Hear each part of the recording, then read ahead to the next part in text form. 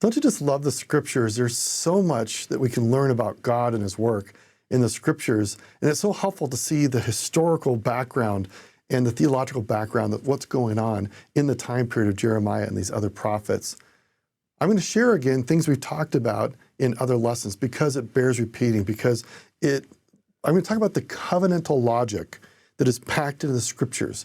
The reason we keep talking about this is because it's in the background of so much of what goes on in scriptures, and it's helpful to forefront what is going on in these prophecies, these revelations, and in the minds of the prophets. So we've talked about two different covenant types in the ancient world that we find in the Bible. The covenant of grant, which is very much what we see in the Abrahamic covenant, particularly if you look at, say, Genesis 15, Genesis 17. And then you have this fancy term called a suzerain vassal treaty. And I'll explain this again just briefly.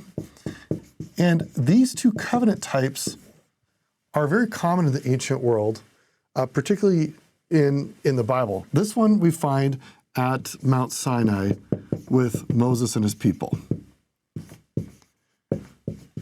And briefly, the covenant of grant, these covenants are given by a king to faithful servants for faithful service that they have given over a long period of time.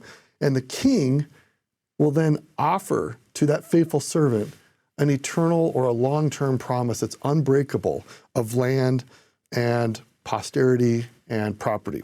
Let me give some examples from the ancient world. I'll read some examples of these covenants, and then we'll look at how this plays out in scriptures, and then we'll talk a little bit about the suzerain vassal treaty, and that's a conditional covenant. In fact, I'll always write those down briefly. This one is an unconditional covenant. It's unbreakable. And this one is conditioned based on people's righteousness. So this covenant is all about what we should be doing to show loyalty to God, and this one is all about God being eternally loyal to us, and we'll see that playing out here in Jeremiah. So listen to some versions of this covenant we find in other cultures that surrounded the Bible lands. For example, here's one. A king giving promises to faithful servants and to reward them for excellent service.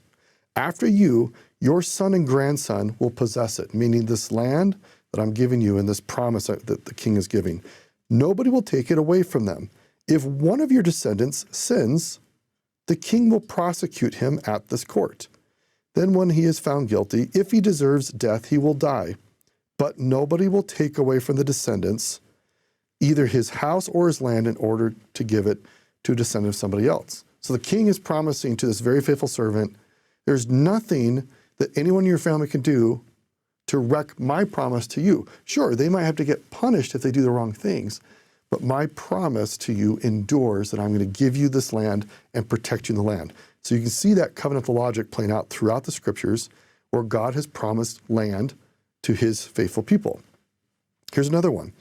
Nobody in the future shall take away this house, her children, her grandchildren, or her offspring. When any one of the descendants provokes the anger of the kings, whether he is to be forgiven or whether he is to be killed, one will treat him according to the wish of his master, but his house they will not take away, and they will not give it to somebody else. So again, this is the covenant of grant. It's unconditional. A king gives it to a very faithful servant and promises for all time that his descendants will have access to certain land. And even if the descendants mess up, those individuals will be punished, but the promise for the land will endure. Now let's bring this back into the Bible. If you think about King David, 2 Samuel chapter 7, verses 13 to 16, God uses this covenant type with David. And this is what he says. I will establish the throne of his kingdom forever. I will be his father, and he shall be my son. If he commit iniquity, I will chasten him with the rod of men and with the stripes of the children of men. But my mercy shall not depart away from him, And thine house and thy kingdom shall be established forever before thee. Thy throne shall be established forever. So as we continue on to read in Jeremiah, where we hear about God's everlasting and enduring mercy and loving kindness, his hesed, it's because he made an eternal promise, first to Abraham in Genesis 15, renewed in Genesis 17 and elsewhere, and then again to King David, of these eternal promises that he would establish his kingdom and maintain it. We see that Jeremiah calls upon this covenantal logic and this memory on a regular basis, reminding people of God's unbreakable and enduring mercy to give to the descendants of Abraham all that he has promised. Now, on this side, you have what we call, the technical term is the suzerain vassal treaty. It's a conditional covenant, first established with Moses and his people, where God laid out covenantal stipulations. The 10 Commandments are the instruction book for how to show loyalty to God so that you can have full access to these eternal promises. And if people break these stipulations, God will allow them to be punished and not have access to his eternal promises for some time until they're willing to, again, be conditioned by his expectations. So as we read these ongoing chapters in Jeremiah, you want to look for, where do we see the mercy of God and his outstretched arms? You can see that within this unconditional covenant. And where do we see, say, punishment? We can see it within the conditional covenant we're first given at Sinai, that the people have deserved what they're experiencing because they have chosen to walk away from the embrace of God. And if there's anything you get out of the Old Testament study this year, and it's this, and Jeremiah states it very powerfully. God wants to be our God. He wants us to be his people. He wants to be in a relationship with us. And he has made an everlasting and enduring covenant that can never be broken, that he will always be our God.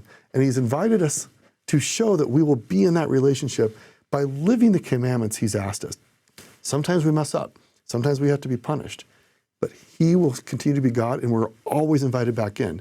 So you think today, every week we get to go partake of the sacrament. It's our opportunity to say to God, I trust you, I want you to be my God, and I believe that your covenants you have made to your servants are available for me, and we get full access to his everlasting mercy, and that's secured through the atonement of Jesus Christ.